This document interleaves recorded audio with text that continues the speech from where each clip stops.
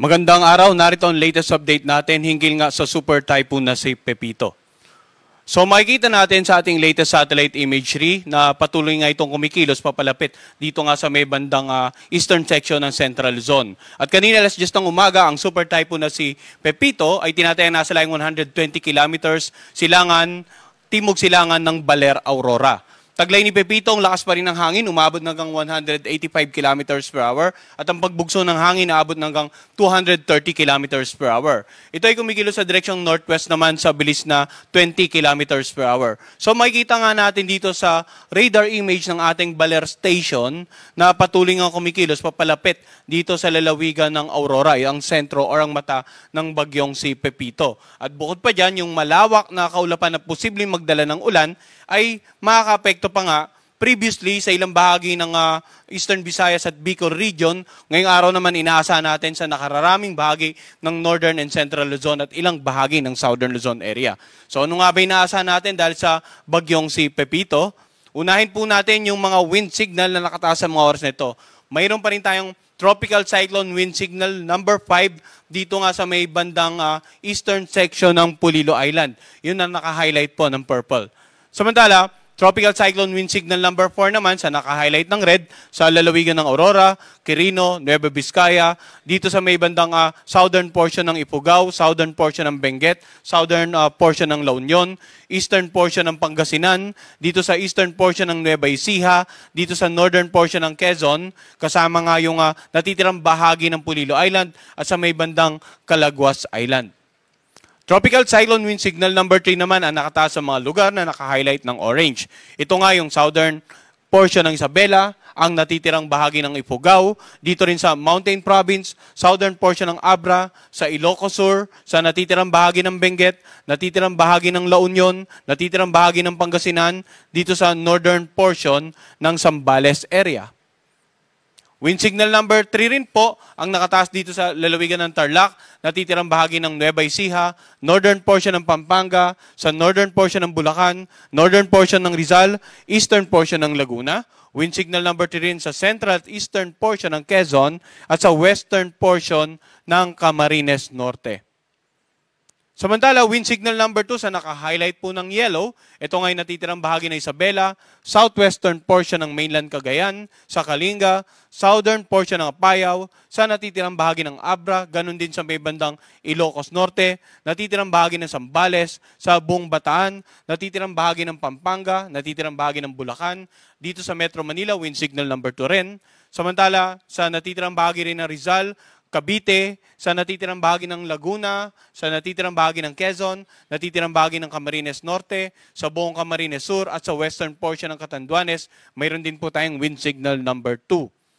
Ang naka-highlight naman ng light blue, yan naman po yung mga lugar na may wind signal number 1. So dito sa natitirang bahagi ng mainland Cagayan, natitirang bahagi ng Apayao, sa lalawigan ng Batangas, sa northern portion ng Occidental Mindoro kasama nga ang Lubang Island, northern portion ng Oriental Mindoro, sa northern portion ng Romblon, sa lalawigan ng Marinduque, sa northern portion ng Masbate kasama nga ang Burias at Ticao Island, sa Albay, sa Sorsogon, at sa natitirang bahagi ng Catanduanes.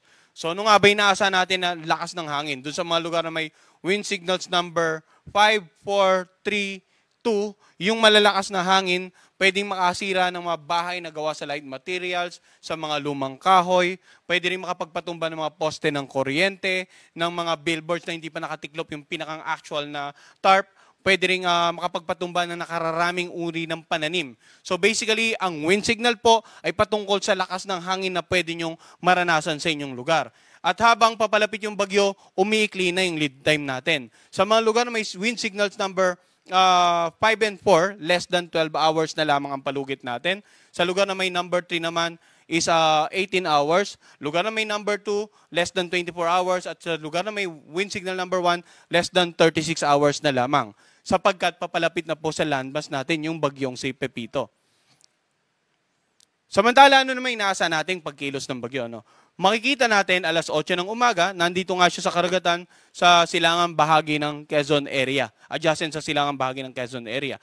At mamayang gabi, inaasahan natin na posibleng nandito na siya sa may bandang nakalagpas na ng landmass ng Central Luzon. via the La Union area. So ang inaasahan po nating susunod na landfall ngayong araw ay dito sa lalawigan ng Aurora. And then mamayang gabi nga, posibleng nakalagpas na ng landmass, will exit the landmass via the La Union area at posibleng sa bukas ng umaga or tanghali ay tuluyan ng nakalabas nga ng northwestern boundary ng ating area of responsibility. Dahil sa inaasahan natin pagkilos ng bagyong Pepito sa pagitan ng ngayong araw hanggang mamayang gabi hanggang bukas ng madaling araw, ito naman yung inaasahan natin na rainfall forecast. So makikita natin dito na ito yung ngayong umagang tinatayang lokasyon. Mamayang gabi, lagpas na ito ng bandang La Union area, landmass ng ating bansa. At bukas ng umaga, dito sa karagatan sa silangang bahagi ng Ilocos provinces. So, sa pagkilos niyang yan, makikita natin na ilang lugar po sa Central, Northern Luzon at maging sa Southern Luzon area, inaasahan pa rin natin ng more than 200 millimeters of rain. Torrential po yan. Malawak ang insidente ng matinding pagbaha at mga pagguho ng lupa, asahan po natin. Lalong-lalo na sa mga low-lying areas, sa mga flood-prone areas, sa mga lugar na malapit po sa paanan ng bundok, malaki ang tsansa ng mga landslide na po. So makikita natin, yung naka-highlight ng intense to torrential rains, yan po yung lalawigan ng Ilocos Sur, Benguet, Pangasinan, Nueva Vizcaya, Quirino, lalawigan ng Aurora at ng Quezon. Samantala, heavy to intense naman dito sa areas na naka-highlight ng orange, itong Isabela, itong Mountain Province, Kalinga, Abra. At dito rin sa may bandang Nueva Ecija, ilang bahagi ng Bulacan at sa Rizal at sa Camarines Norte. Samantala, yung areas na naka-highlight ng dilaw, moderate to heavy rains naman po yan. Camarines Sur, Catanduanes, Laguna, Bataan, Pampanga, Zambales, Tarlac, yan po, inaasahan natin na magkakaroon ng moderate to heavy. Ngayon, ano nga ba yung gusto nating ibigay na mensahe patungkol naman sa mga pag-ulan? Nitong mga nagdaang linggo, may mga bagyo na nakapekto sa ilang bahagi ng Northern, Central, and Southern Luzon. Maaaring kahit moderate to heavy pa lamang ay magdulot na po ng mga pagbasa sa inyong lugar. Kaya hopefully sa mga oras na itong pinapanood nyo itong live forecast natin, ay secured na po kayo, nasa designated evacuation centers or nasa mas higher grounds na po sila, lalong-lalo yung mga kababayan natin dito nga sa mga low-lying areas at malapit sa gilid ng bundok at sa mga coastal areas para makaiwas muna tayo sa mga peligro ng mga pagbaha na dulot ng ulan na dala ng bagyong si Pepito.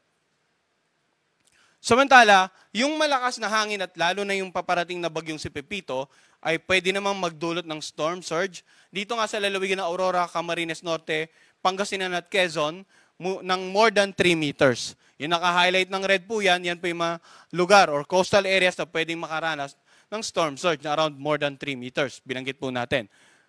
Samantala, yung mga coastal areas na naka-highlight ng orange, mula 2.1 hanggang 3 meters yung posibleng taas ng storm surges. Dito nga sa Albay, Bataan, Batangas, Camarines Sur, Catanduanes, Cavite, Ilocos Sur, Isabela, La Union, Marinduque. Sa NCR, 1st and 4th District, Pangasinan, Quezon, Sorsogon at Zambales. So bakit napakarami yung mga lugar na may potential na storm surge? No? Dahil pinakita natin nga kanina, simula ngayong araw hanggang mamayang gabi, nandito pa lang yung tinatayang sentro ng bagyong si Pepito. Hanggang bukas ng umaga, nandito na po. Kaya maraming lugar ang inaasahan po nating makakaranas ng storm surge or yung daluyong, paghampas ng malalaking alon sa mga coastal areas. 1 hanggang 2 meters naman sa may bandang ilang bahagi ng Bataan, Bulacan, Ilocos Norte, NCR 3rd District, Pampanga at ilang bahagi po ng Sorsogon area. So kapag may mga ganyan tayong projected na taas ng mga storm surges, ito naman yung mga potential na lugar or mag-inundate or yung magkakaroon ng pagbaha base sa projected na storm surge height sa inyong lugar. So punta po tayo dito sa may bandang area ng Aurora. This is for guidance only, no? Maaaring yung maging actual ay magkaroon pa ng pagbabago.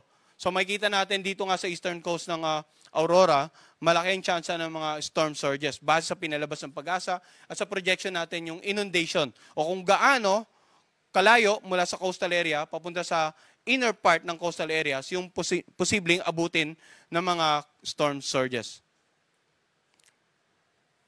Ngayon, yung mga karagatan naman, usually or generally sa mga lugar na may mga warning signals po, inaasahan din nating magiging maalon hanggang sa napakaalon.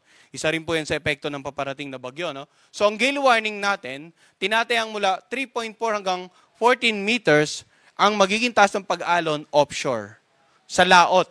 So, may gale warning po tayo sa mga karagatan sa paligid nga ng Catanduanes, Camarines Sur, Camarines Norte, Quezon kasama ang Pulilo Island, Isabela, sa eastern coast ng Cagayan. Dito naman sa kanlurang bahagi, Ilocos Norte, Ilocos Sur, La Union, Pangasinan, Zambales, Bataan, Metro Manila, Cavite at Batangas.